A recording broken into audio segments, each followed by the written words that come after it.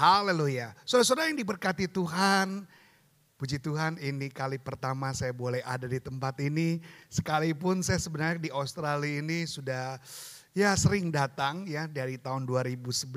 Tetapi baru jumpa di tempat ini. Ya, saya percaya itulah kebaikan Tuhan. Walaupun lama tidak pernah ketemu tapi rasanya kita udah kayak saudara sendiri. Betul ya? Jadi jangan lupa kalau saudara sendiri artinya pulang boleh nitip.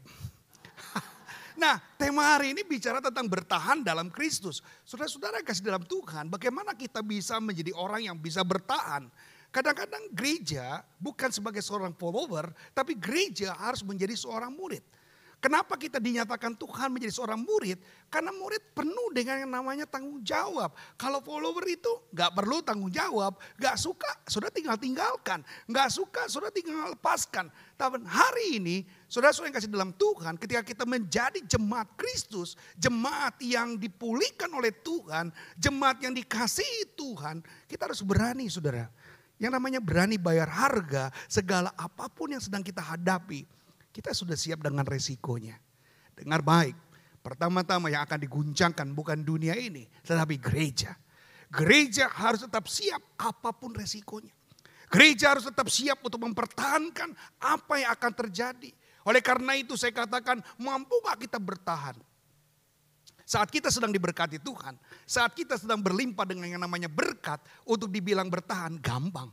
Tapi ketika kita terus-menerus menghadapi yang namanya persoalan, terus-menerus kita menghadapi yang namanya tantangan. Mampu gak kita bertahan?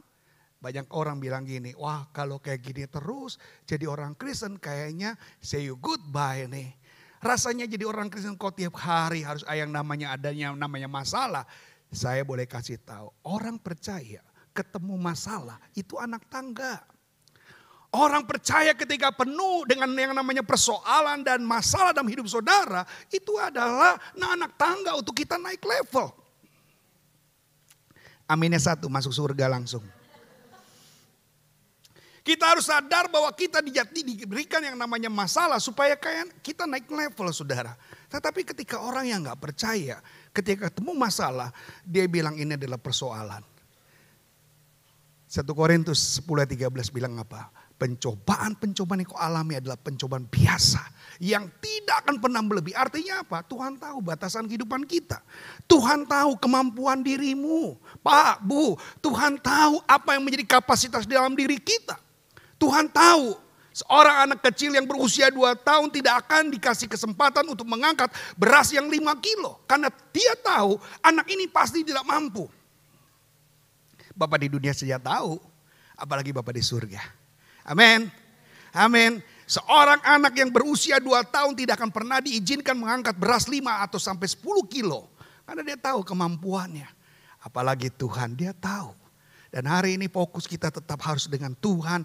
Gak boleh bergeser. Bilang kiri kanan, jangan bergeser. Entah apapun yang mungkin sudah menghadapi masalah kayak kue pepe berlapis-lapis. Dan saudara menghadapi masalah silih berganti sampai saudara bilang, oh my God, apa ini yang terjadi? Tetap hadapi. Kita tahu sekarang bahwa Allah turut bekerja di dalam segala sesuatu yang mendatangkan kebaikan bagi orang-orang yang mengasihi Dia. Roma 8 ayat 28 menjadi jawaban buat kehidupan kita. Bahkan Roma 10 ayat 11 bilang apa? Orang percaya tidak akan dipermalukan. Walaupun kita mempercayai sesuatu yang tidak kelihatan, kita tidak tahu di mana keberadaannya Tuhan, tapi dengar baik.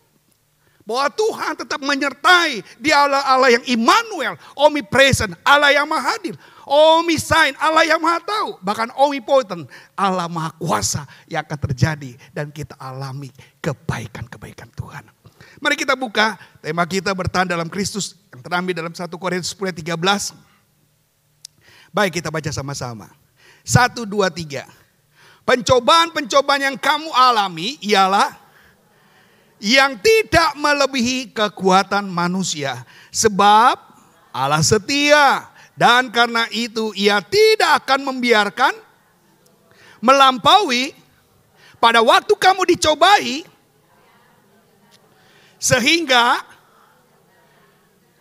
Allah kita adalah Allah yang sangat lengkap. Dia bukan Allah yang cuek. Dia bukan Allah yang tidak peduli. Dia Allah yang sangat-sangat care dengan kita. Dan justru yang hari ini menjadi persoalan adalah kita seringkali nggak care. Kita nggak peduli, kita hanya butuh yang namanya berkat. Kita hanya butuh yang namanya pertolongan. Kita hanya butuh dan butuh. Seharusnya ketika kita sudah mendapatkan, ini tempat untuk kita mengembalikan apa yang menjadi tujuannya Tuhan. Tuhan tujuan kita dalam dunia ini harus kita percaya. Bukan hanya makan, minum, melahirkan, mempunyai harta. So Tuhan kasih kepada kita bukan sebagai pemilik tapi pengelola. Kalau Anda merasakan harta itu milik Anda, mati pasti Anda bawa. Buktinya banyak orang kaya mati, hartanya tidak bisa dibawa. Kenapa? Karena mereka bukan pemilik. Kita ini hanya pengelola, bilang sama kiri kanan. Kita ini ternyata pengelola tahu. Nah di saat kesempatan Tuhan kasih kita mengelola, harus kita kelola dengan baik-baik. Pak, Bu, hidup kita ini cuma satu kali. Jangan percaya yang namanya reinkarnasi. Reinkarnasi juga kalau nanti keluarnya manusia. Kalau monyet. Kalau kita terlahir lagi jadi manusia. Kalau jadi kura-kura. Saudara cuma bisa jadi kura-kura ninja. Gak bisa lebih.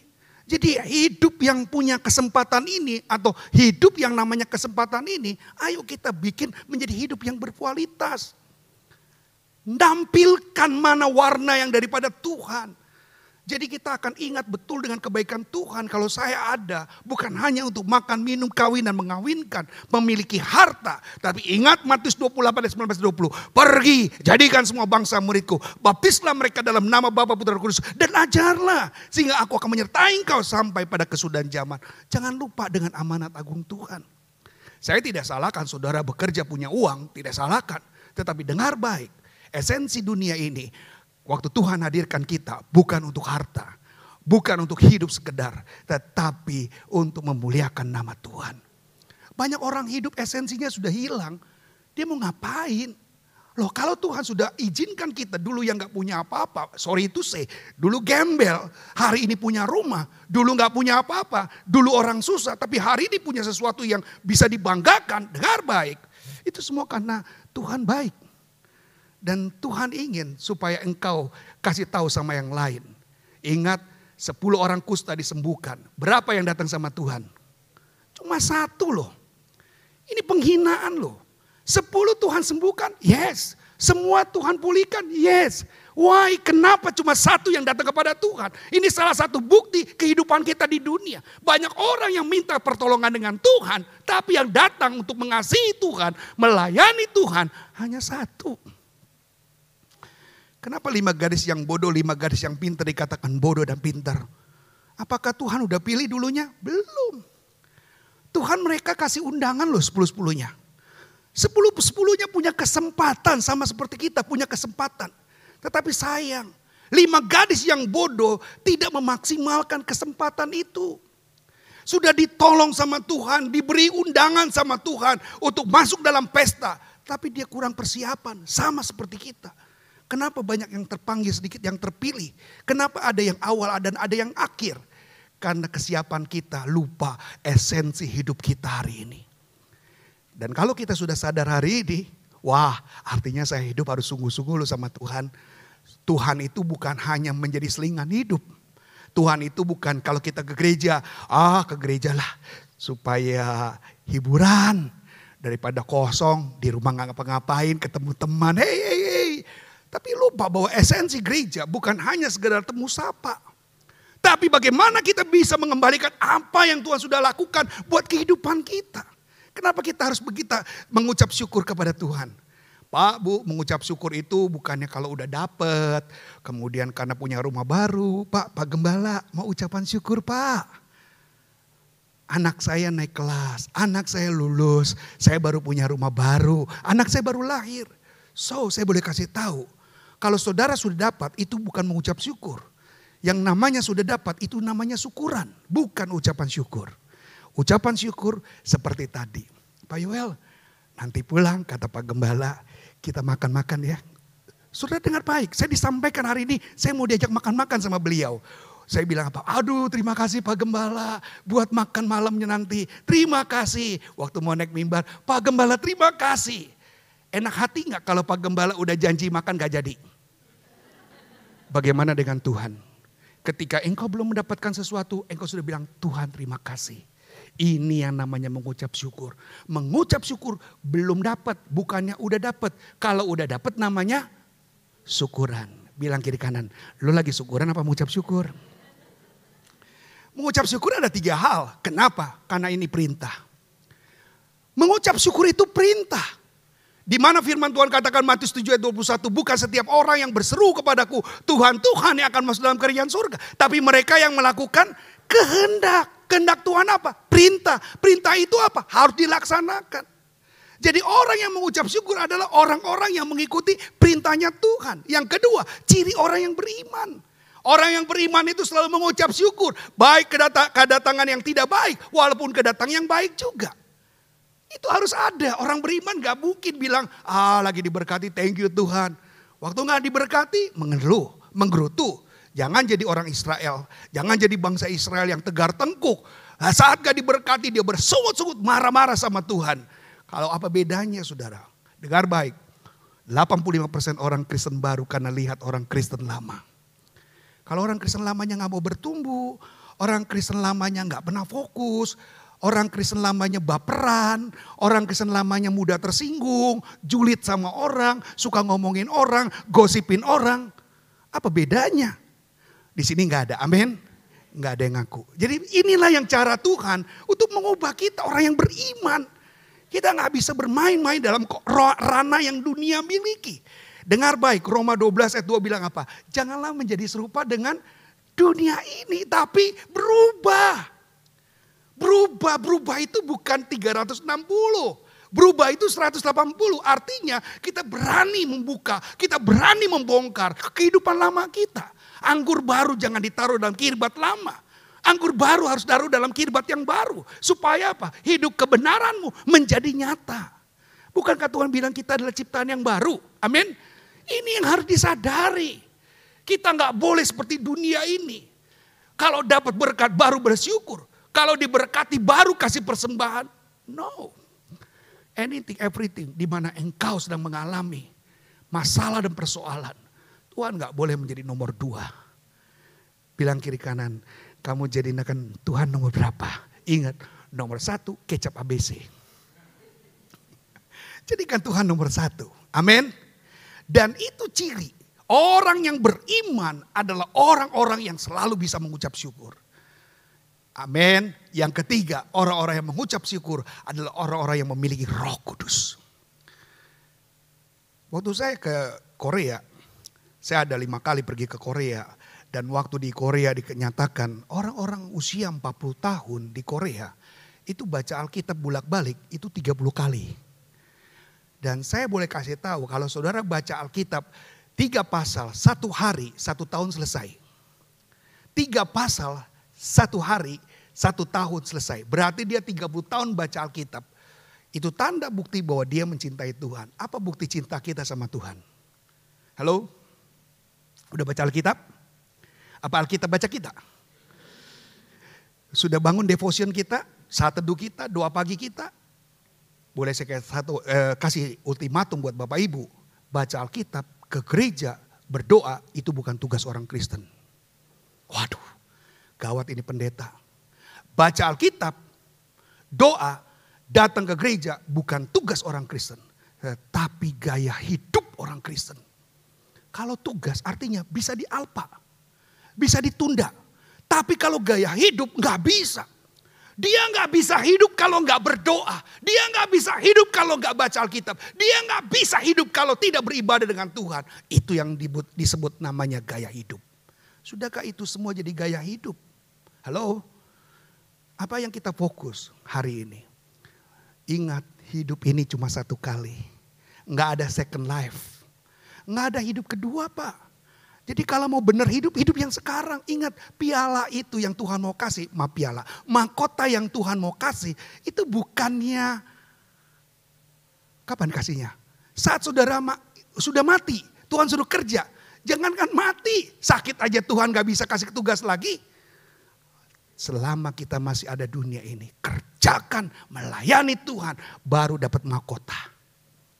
Ya amin yang gak ada. Baru dapat mahkota. Saudara jangan mimpi, nanti deh kalau sudah mati saya melayani Tuhan. Ingat orang mati, Lazarus ketemu orang yang mati. Ngomong aja kagak bisa, apalagi mau kerja. Ngomong dia bilang apa? Pak Abraham bilangin dong, kasih tahu saudara saya supaya bertobat. Gak enak nih di sini, gak bisa. Saudara gak bisa WhatsApp. Saudara gak bisa kirim Facebook, message gak bisa. Karena selesai. Jadi kapan? Now, hari ini. Bukan besok.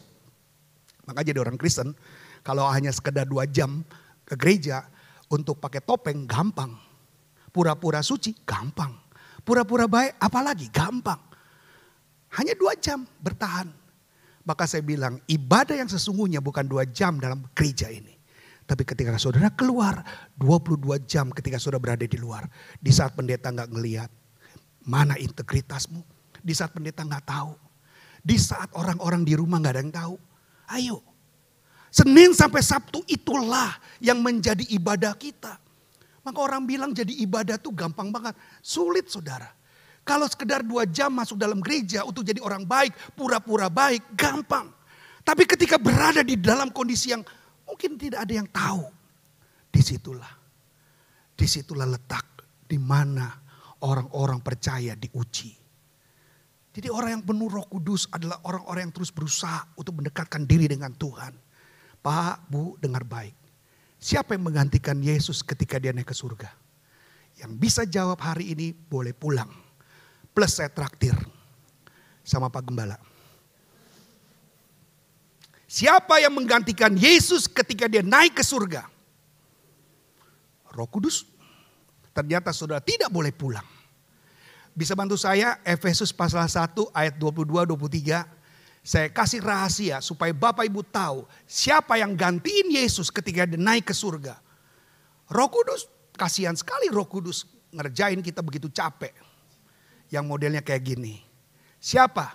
Efesus pasal 1 ayat 22-23 bisa di open. Oke kita baca sama-sama. Sudah? Efesus pasal 1 ayat 22-23. Oke, bisa? Saya kalau tutup bisa? Karena di sini tidak ada internet, ternyata saya iPad-nya nggak bisa kalau nggak pakai internet. Bisa? Ada yang udah ketemu boleh bantu saya baca? Ya silakan. Boleh lari, berdiri maksud saya.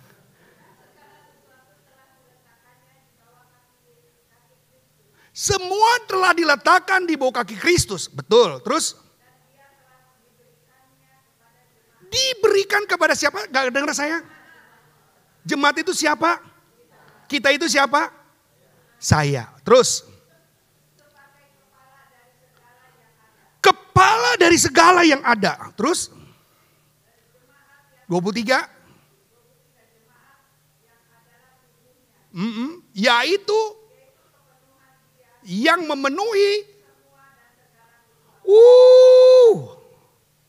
Sama-sama bilang. Siapa yang menggantikan Yesus? Saya.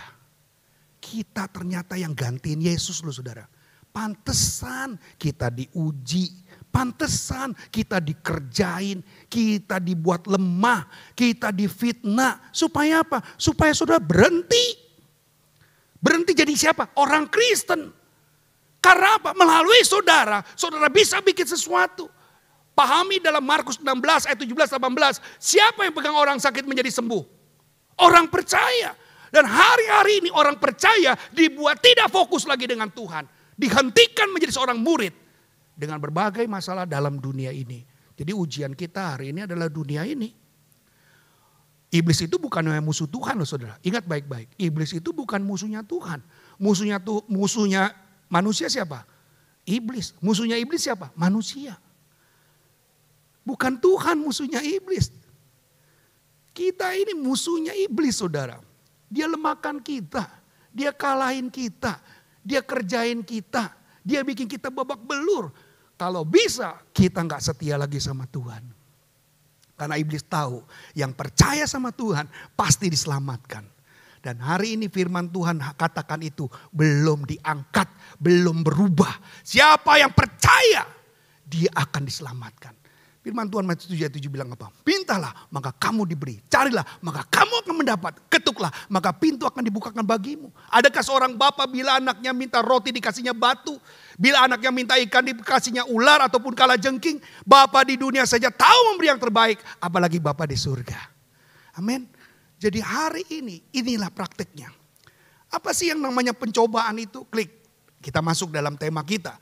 Penderitaan seperti sakit penyakit, ditinggalkan orang tua karena kematian, pekerjaan yang gak beres-beres, keluarga yang dibuat tidak harmonis, kekasih yang selingkuh, yang tidak mencintai lagi dengan pasangan, mencari uang yang terlalu sulit, pelayanan yang seringkali dicurigai, diusir, bahkan menerima penganiayaan. Ini yang namanya pencobaan. So manusia dipaksa, sekali lagi, kita dipaksa untuk jadi lemah. Itu kerjanya setan. Supaya saudara gak mau ibadah lagi.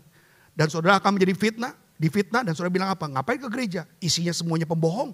Hari-hari ini banyak orang yang terpengaruh dengan masalah di gereja. Dia bilang itu, ngapain saya ke gereja? Orang di gerejanya semuanya tukang ngomongin orang. Saudara-saudara, itu kerjanya iblis. Itu kerjanya si jahat supaya apa? Supaya kita lemah. Maka kita kenali pekerjaan iblis. Kita jangan sampai tertipu dengan iblis. Kerjanya iblis itu memang kayak gitu. Gereja dilemahkan supaya gereja bubar. Kenapa gereja dilemahkan? Karena gereja banyak bicara tentang kebenaran hidup. Karena gereja banyak bicara tentang kebenarannya Tuhan. Kalau banyak orang benar, iblis gak ada kerjaan lagi kan. Maka iblis terus menghasut. Keuangan kita lah. Lagi baik-baik dengan pasangan, suaminya selingkuh lah. Ya, istrinya yang beginilah. Sering-sering curhat, akhirnya jatuh hati lah. Banyak kan orang-orang kayak gini modelnya. Perempuan kesepian, pria kesepian, semuanya. Mertua kesepian. Makanya mertua-mertua dengar baik. Ya, ini saya ada ilustrasi begini saudara. Tuhan ngomong nih, panggil sama sapi. Sapi, saya kasih kamu umur 50 tahun ya. Sapi protes, Tuhan kelamaan. 20 tahun aja kata sapi. Oke deh, deal. Tuhan kasih sapi umurnya 20 tahun. Panggil lagi monyet, nyet, sini nyet. Kamu saya kasih umur 30 tahun. What? Ngapain? Hibur manusia. Aduh, hibur manusia kelamaan. 10 tahun aja. Akhirnya deal. Ya, monyet dikasih umur hanya 10 tahun. Dan dipanggil lagi, anjing sini. Kamu saya kasih umur 20 tahun, jagain tuh rumah manusia. Kalau ada yang lewat gonggong aja, itu tugas kamu. Oke, diambil anjing umurnya 20 tahun, tapi hanya 10. Anjing bilang apa? Kelamaan. Akhirnya berapa? Tersisa 50 tahun. Dipanggil manusia. Manusia, kamu saya kasih umur, karena manusia selalu dapat tempat the place yang terhormat ya. Kamu saya kasih umur 25. Kerjaan kamu gampang. Makan, tidur, minum. Makan, tidur, minum. Benar. Orang yang umur 25 tahun kerjanya kayak gitu terus. Betul gak? Lihat anak kita. Makan, minum, tidur. Saya pulang dari krus. Dan di krus kerjaan saya makan, minum, tidur. Buktinya hari ini. Makan, minum, tidur. Apa yang dilakukan manusia? Protes dia. Tuhan, dikit banget 25 tahun. Itu kan sapi gak ambil umurnya. Monyet kan mulangin tuh umurnya. Anjing juga. Buat saya aja. Deal. Tuhan kasih 50 tahun buat manusia. Akhirnya manusia umurnya berapa? 75 tahun. Dan saudara lihat anak kita. Atau kita dulu waktu masih muda. 25 tahun makan, minum, tidur. Kawin kan? Habis kawin 30 kerja kayak sapi. 30 tahun kita kerja kayak sapi. Bener kan? Kerja cari duit. Akhirnya punya anak ngawinin. Punya cucunya kita berlagak kayak monyet. Supaya cucu kita ketawa. Opa-opa nali-nali-naliku. Betul gak? Opa-opa. Sama cucu berlagak kayak monyet. Kenapa dia lucu? Karena ngambil umur. Bukan saya ngomong loh. Yang belakang. Nang ning nang ningkung. Ya kan pada udah tua gak lucu, lucu-lucuin. Supaya cucu ketawa. Setelah itu cucu udah mulai gede gak tinggal sama kita. Kita mulai menggonggong kayak anjing. Karena anak gak datang-datang. Setoran kagak stor-storan. Kerjaannya cuma karena dia ambil umurnya siapa?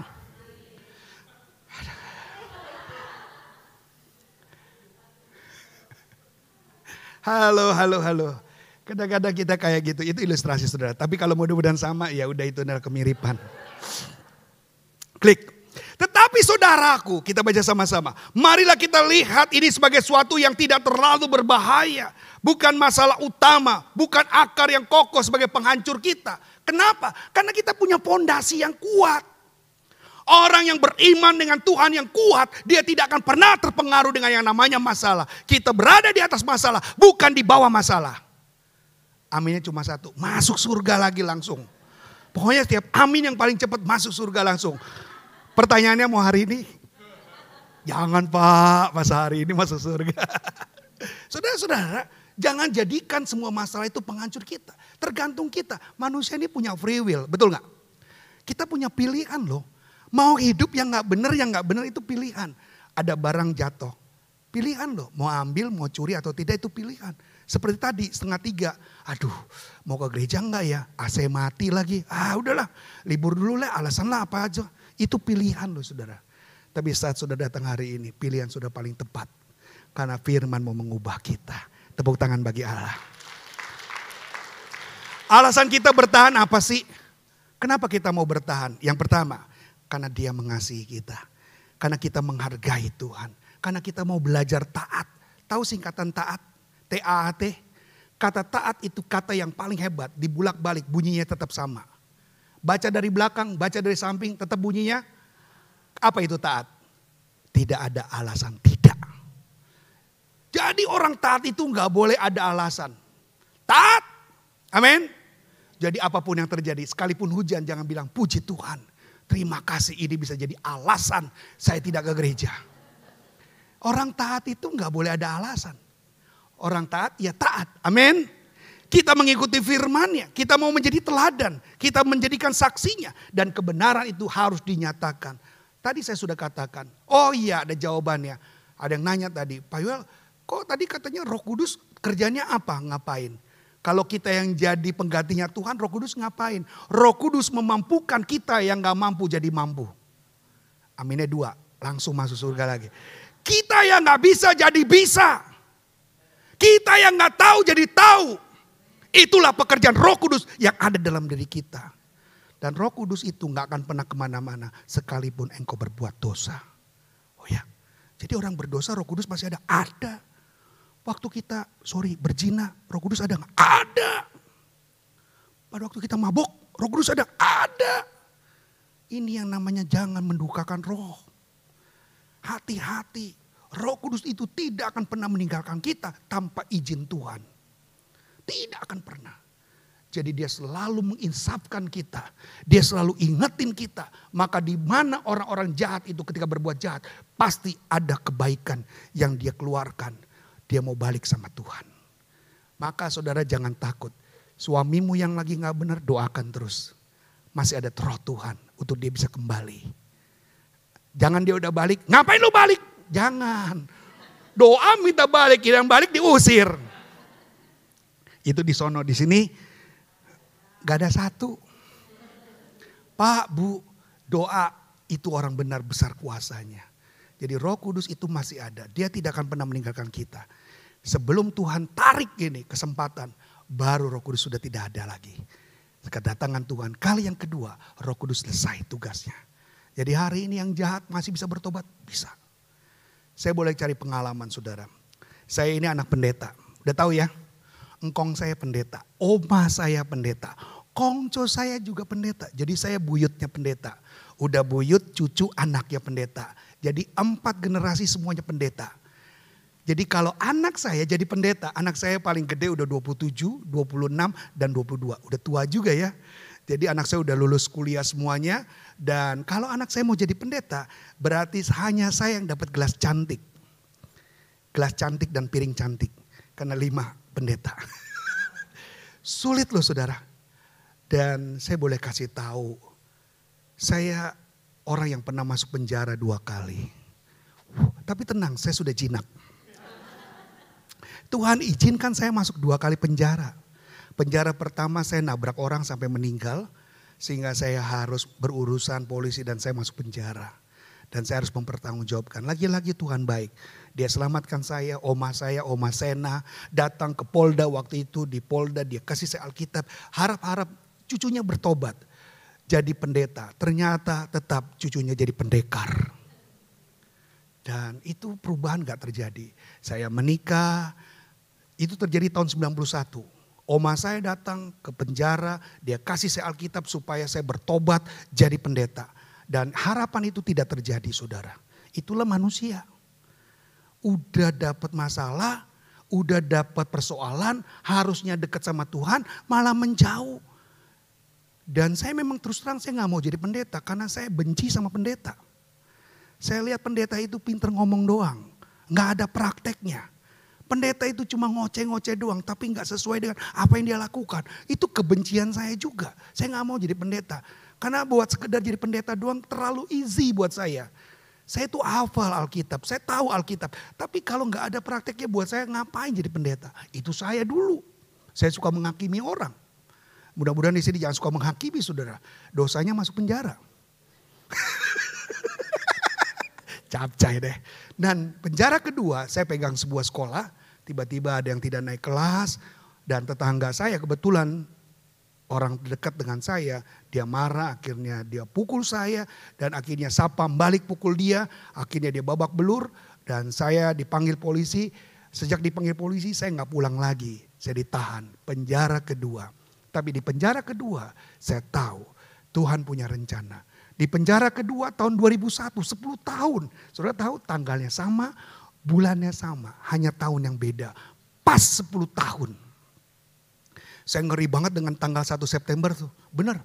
Setiap 1 September padahal Vina Panduwinata katakan September ceria. Tapi buat saya itu bumerang. Ya kan orang nyanyi September itu ceria, betul ya? Buat saya itu bukan gak ada cerianya, bahaya. Ya makanya waktu 1 September saya alami, 1 September saya lakukan lagi. Penjara yang kedua saya cuma bilang Tuhan ini aku, utuslah dia. Salah, ini aku, utuslah aku. Berat mengambil keputusan itu loh saudara. Dan sampai hari ini puji Tuhan, saya jadi hamba Tuhan sejak tahun 2001. Saya mengambil keputusan dan saya bilang Tuhan saya gak mau dong jadi pendeta yang kejadian. Saya mau jadi pendeta keluaran. Artinya apa? Saya belajar sekolah Alkitab. Dan saya belajar tentang firman Tuhan. Disitulah saudara lihat. Kalau kita sudah mau dipakai Tuhan. Tuhan selalu sertai. Saya keluar dari penjara tidak yang namanya sogok-sogokan pakai duit. Gak ada. Semuanya clear. Tuhan kerjakan dengan sempurna. Itulah hebatnya Tuhan.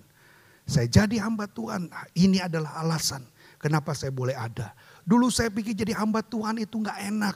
Ya saya alami gak enak ya. Tetapi kalau ditanya enak jadi hamba Tuhan banyak enaknya atau banyak enggaknya. Saya boleh kasih tahu banyak enaknya. Amin. Jadi mudah-mudahan Pak Gembala hari ini pas pulang semuanya mau melapor jadi hamba Tuhan. Dan jadi pendeta. Tuh gak ada amin. Kenapa kalau amin gue harus lakukan loh. Tapi Tuhan itu tahu saudara. Klik. Bahwa pencobaan itu adalah bencana yang memiliki jalan keluar. Saudara jangan bilang itu akhir kehidupan kita. Yang namanya hadapi masalah, pencobaan itu bukan akhir. Tapi itu adalah awal. Orang Kristen yang kuat adalah orang Kristen yang sering menghadapi masalah. Makanya saudara, kenapa kita sering kali dapat masalah? Supaya kita dekat sama Tuhan. Makanya kalau mau dekat sama Tuhan banyak-banyakin. Tapi saya boleh belajar saudara. Maka orang tuh kalau ada masalah baru dekat sama Tuhan. Kalau gak ada masalah dia gak mau dekat sama Tuhan. Malas berdoa, malas apa-apa. Tapi hari ini saya boleh ajar kepada Bapak Ibu semuanya. Tetap dekat dengan Tuhan apapun yang sedang saudara hadapi. Entah itu baik, tapi dengar baik. Ikut Tuhan itu selalu manis. Selalu manis, selalu enak. Dan saudara lihat itulah cara kita untuk bisa memberitakan Injil. Kenapa orang berlomba mau jadi orang percaya? Karena dia tahu jadi orang Kristen itu enak. Karena Tuhan selalu menyertai. Dan saudara jangan sembunyikan apa yang saudara sudah dapatkan. Bagikan, berikan. Dan inilah tugas kita. Tugas kita adalah memberitakan Injil di mana Tuhan tempatkan. Dan saatnya banyak penginjilan ini membutuhkan saudara. Jangan senang dengan zona comfort, zona nyaman kita. Jangan terlalu suka dengan keadaan kita saat hari ini. Kalau engkau belum memberikan yang terbaik buat Tuhan, belum melakukan pekerjaan yang benar di hadapan Tuhan, engkau belum bikin apa-apa. Ingat, mahkota disediakan bagi orang yang mengerjakan sesuatu bagi Tuhan. Bukan orang yang hanya sekedar jadi jemaat, kemudian kawin dengan jemaat, anaknya jemaat, dan kemudian keluar lagi dan menikah dengan jemaat, bahkan dikuburkan dengan gembala jemaat. Selesai.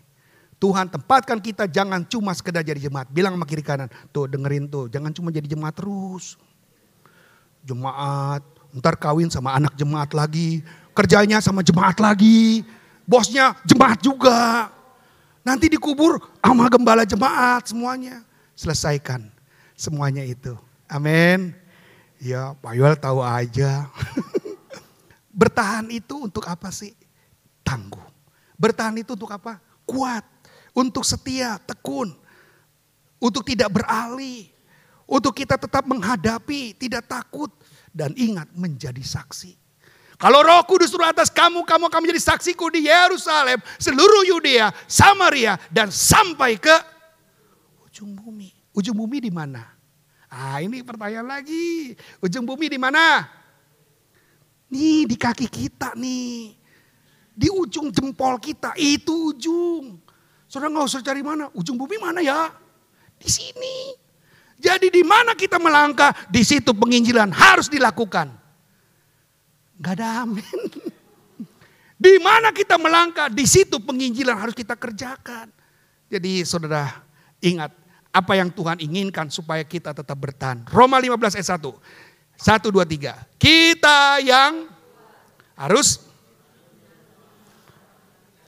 jangan. Waktu saudara cicing wae. Waktu saudara cicing gak lakukan apa-apa. Saudara bersalah gak? Bersalah. Dosa itu ada dua. Dosa pasif, dosa aktif. Dosa aktif apa? Tuh nyolong terus, ngomongin orang, ngejelekin orang. Kasihan apalagi yang udah jelek, tambah jelek tuh. Ngomongin orang, pokoknya habis deh. Sama orang julid, orang punya apa diomongin. Tuh orang kurang kerjaan tuh saudara. Itu dosa aktif. Dosa pasif apa? Ketika tahu ada yang gak benar, kita gak kasih tahu. Itu dosa pasif. Yakobus 4 ayat 17, jika seorang tahu bagaimana harus berbuat baik, tapi dia tidak melakukannya, apa dikatakan? Ia berdosa. Tahu nih gak benar, tapi kita gak sampaikan. Itu berdosa. Itu dosa pasif. Kita gak melakukan apa-apa, cuma kita belaga gak tahu, belaga gak mau pusing. Tapi kita tahu sebenarnya itu dosa pasif. Jadi ada aktif, ada pasif. Saya tanya, kiri kanan coba tanya. Lu apa? Pasif atau aktif? Gue mah dua-duanya tahu. Haleluya, darah Yesus bertobat. Kehidupan pribadi dalam komunitas Kristen adanya perhatian kepada orang yang ada di sekitarnya. Harus ada orang di sekelilingnya. Itu yang namanya perubahan dalam bertahan dalam komunitas Kristen. Bukan diam. Gue mah orang yang gak kepo. Kita jadi orang Kristen harus kepo. Bilang kiri kanan harus kepo tahu. Peduli, kepo tuh care. Makanya bahasanya di Indonesia sampainya bukannya care, kepo. Di sini care. Kalau di Indonesia kepo. Kita harus peduli. Semua dengan semua orang. Ya kan? Ii punya suami Icong. Kita harus peduli. Udah selamat belum? Udah terima Kristus belum? Kuku punya suami Kucong. Betul kan? Popo punya suami Pocong. Aduh salah. Ii punya suami Icong. Bener. Kuku punya suami Kucong. Popo punya suami Kungkung. Mau masa dipanggil Pocong. Kungkung. Waduh saudara. Masa dipanggil Pocong. Kungkung. Jangan-jangan dia juga belum percaya sama Tuhan loh. Kenapa kita gak mau memberitakan Injil? Apalagi kalau saudara suka bantu orang lain, suruh dia percaya sama Tuhan. Apalagi saudara suka bantu saudara, suruh dia percaya sama Tuhan. Gampang menyelamatkan di mana saudara sedang membantu dia. Ini gue kasih lu berkat ya, tapi ingat juga lu harus percaya sama Tuhan loh. Ini berkat dari Tuhan loh. Jadi dia beriman. Jadi juga bukan cuma sekedar bantu-bantu orang yang ada di Indonesia, keluarga kita. Tapi suruh dia percaya sama Yesus. Amin. Karena disitulah, kalau lu gak mau percaya duitnya stop nih. Tapi kadang kita harus kasih model yang seperti ini kalau sama saudara kita. Kan dia butuh kita. Dan disitulah saudara bisa melakukan penginjilan. Amin. Belum bisa kita lakukan kan? Besok kita lakukan. Paling dia bilang apa? Tumben sebut Yesus. Hati-hati. Ayo ada orang yang bertahan dalam Kristus berdampak gak? Pasti saudara. Orang yang bertahan dalam Kristus ada dampaknya. Yang pertama, hidupnya penuh sukacita. Sukacita bukan happy. Sukacita bukan gembira, bukan bahagia. Bahagia, happy itu sebentar saudara. Kayak orang honeymoon, pernikahan, ya bulan madu. Bulan madu berapa bulan? 3 bulan. Habis itu bulan sabit.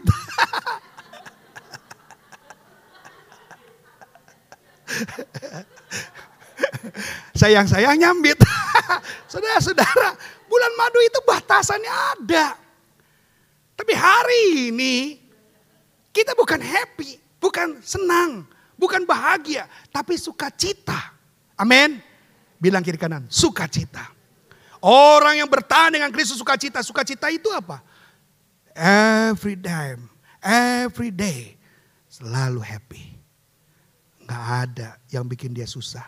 Diomongin Tuhan, diomongin orang, dia tetap tersenyum. Dijelek-jelekin orang, dia tetap tersenyum. Ada yang ngomongin dia cuma bilang Tuhan Yesus mengampuni. Saudara, ada yang ngomongin kita, tangan kita cuma 2, bisa tutupin mulut mereka? Gak bisa, lebih baik tangan kita pakai untuk tutup telinga.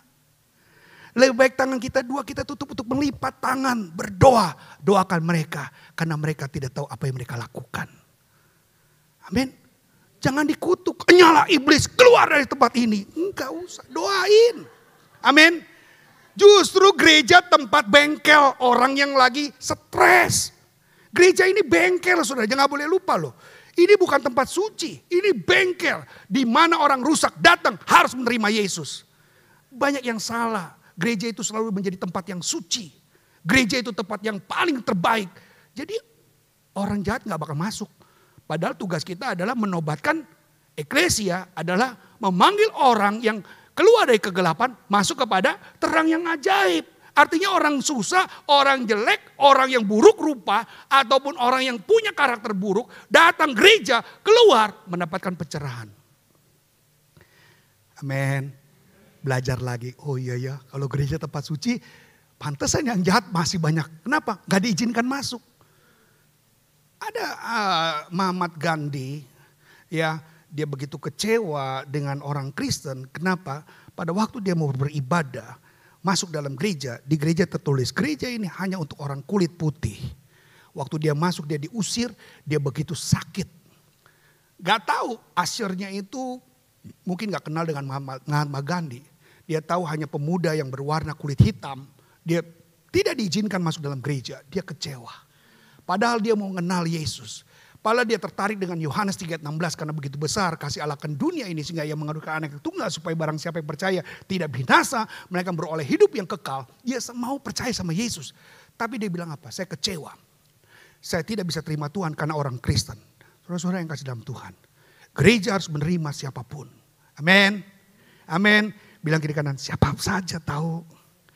Nanti di sana banyak yang mungkin makin jahat. Ya itulah warna gereja. Gereja harus penuh dengan yang namanya masalah. Supaya dia tetap dekat dengan Tuhan. Kalau gereja yang gak ada masalah, gak ada tantangan. Gereja itu akan sleeping beauty. Tidur cantik.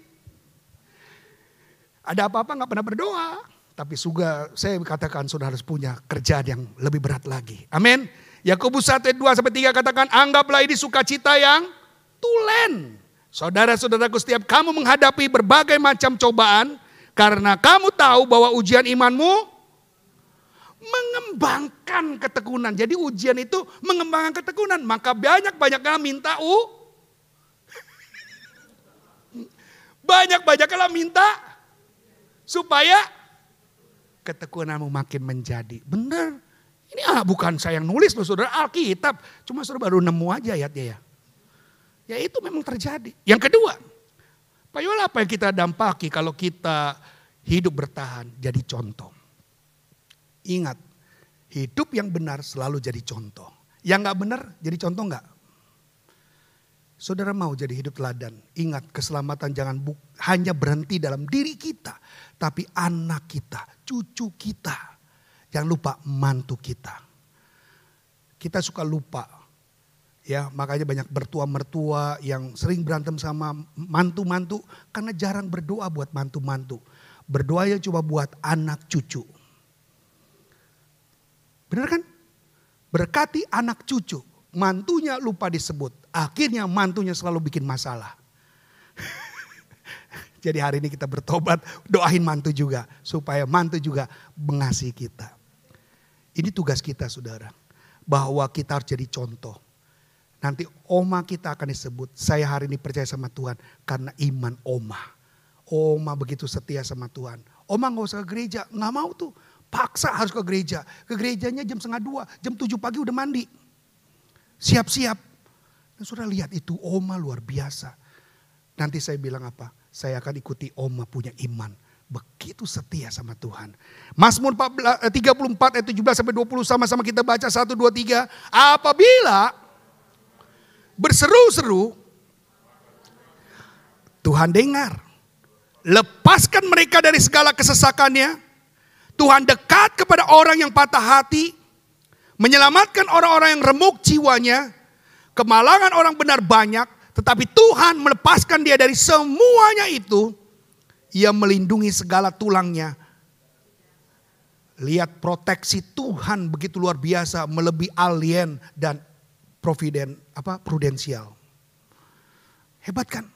Alien patah-patah gak ditolong. Patah ditolongin. Tapi kalau patah-patah enggak. Karena proteknya terbatas saudara. Tapi Tuhan universal. Amin. Bilang kiri kanan, Tuhan tuh universal. Dia kalau tolong A sampai Z. Yang terakhir saudara. Kalau saudara bertahan, kita hidupnya jadi berkat. Amin. Jadi berkat saudara. Orang mau ikut Tuhan. Kalau tetap semuanya lihat orang pada susah ikut Tuhan. Pada malas ikut Tuhan. Kenapa orang masih mau ikut Tuhan? Ngelihat orang Kristen banyak diberkati. Masuk surga langsung. Masuk surga tuh langsungnya gitu. Ya benar dong. Ngapain ikut Tuhan kalau pada susah hidupnya? Betul gak? Maka jangan pernah menunjukkan kesusahanmu.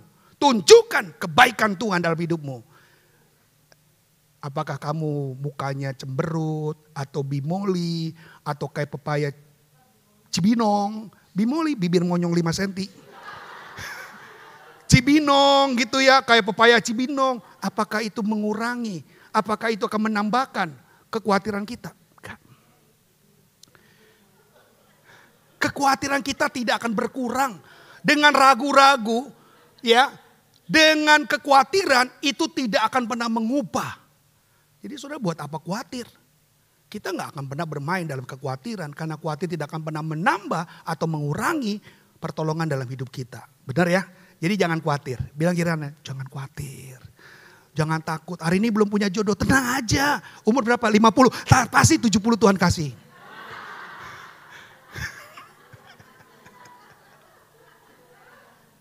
Ayo saya mau tanya, ada yang mau dengan perempuan yang 70 tahun? Itu namanya Nelly. Nelly Hinca. 1 Petrus 3:9 yuk. Dan janganlah atau dengan caci maki, tapi sebaliknya hendaklah kamu memberkati, karena itulah kamu dipanggil untuk memperoleh berkat. Jadi jangan balas orang yang jahat sama kita, yang julid sama kita. Ingat, tangan kita kalau menutup mulut mereka gak mampu. Kita gunakan untuk apa? Berdoa. Supaya mereka diterima di sisinya. Oh salah, supaya mereka bertobat. Amin. Supaya mereka bertobat. Terima Tuhan. Makanya kalau orang yang sering dibicarakan juga jangan takut. Kalau orang ngomongin kita di belakang artinya kita udah paling depan dengan dia. Hanya orang-orang hebat yang diomongin. Hanya orang-orang berkualitas yang dibicarakan. Kalau sampah ngapain diomongin? Jadi kalau yang diomongin bilang dong, gue berkualitas, silakan ngomongin gue lagi. Haleluya. Biarlah kita percaya hari ini, walaupun kita mengalami krismon huta barat, krismoneter hutang tambah berat, tapi percaya Tuhan tidak pernah meninggalkan kita. Mari kita baca sama-sama. 1, 2, 3. Persekutuan orang Kristen tidak mencari kesenangan sendiri. Dalam arti membangun, menyemangati, meningkatkan kehidupan Kristen semakin harus itu kita lakukan. Tundukkan kepala. Bapa dalam surga, banyak perkara yang sedang kami hadapi. Silih berganti persoalan, rasa ingin mundur, rasa ingin mengurangi pelayanan. Bahkan kami mau mengambil rasa retired dengan Tuhan. Saya tidak ingin lagi melayani Tuhan karena terlalu banyak masalah. Saya percaya ketika Anda hari ini jangan fokus dengan masalahmu, fokus dengan Tuhan. Ketika kita jadi murid selalu kita menghadapi yang namanya persoalan. Selama kita menjadi murid selalu ada yang namanya tantangan. Disitulah kita berakar, kita bertumbuh dan Tuhan ingin kita menghasilkan buah. Pencobaan yang kau alami itu adalah pencobaan biasa. Yang tidak akan pernah melebihi. Tuhan tahu kapasitas jemaat Tuhan di tempat ini, tetap bertahan, fokus dengan Tuhan, lakukan pemuridan bukan follower. Jadilah pengikut yang benar, jadilah murid dalam gereja, bukan follower. Tuhan tidak butuh follower. Follower ketika ada masalah dia bisa kapan saja tinggalkan. Tetapi yang namanya murid dia tetap bertahan. Apapun yang sedang dihadapi. Ketika ujian, ketika ulangan yang sulit, dapat nilai jelek. Yang namanya student, yang namanya pelajar, yang namanya murid. Dia tidak berani meninggalkan sekolah. Dia tetap bertahan. Itulah yang Tuhan gambarkan. Sebagai orang-orang percaya, kita anak-anak Tuhan jadilah pengikut, murid yang baik dan belajar dengan sungguh-sungguh.